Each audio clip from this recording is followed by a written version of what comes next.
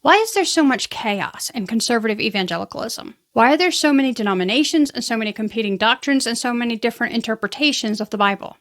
And is unity possible? In general, there is only one Eastern Orthodox interpretation.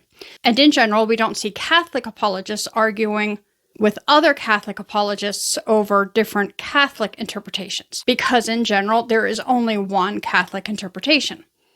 Both Eastern Orthodoxy and Catholicism have unity within their own denomination. So why are there so many Protestant interpretations? Why doesn't Protestantism share the same unity that Catholicism and Eastern Orthodoxy do? That is precisely what we are going to answer in this Hermeneutics Masterclass.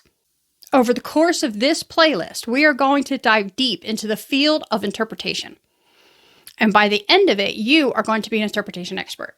But beware, this Hermeneutics Masterclass is not going to teach you what to believe. It's not going to teach you what doctrines I think are correct. What I'm going to teach you are the rules of interpretation. Now, I know that learning rules is boring, and I know that teaching all the how-tos of biblical interpretation isn't flashy, and there's no shocky thumbnails I can create or astonishing video titles that will tempt you to click. And I know that I'm not polished, and I talk too fast, and I'm a technological nightmare. You're just a big, fat panda. I'm not a big fat panda. I'm the big fat panda. I'm the unpolished, fast-talking, technologically challenged apologist. Because whereas all the others will teach you what to believe, I'm going to teach you how to interpret.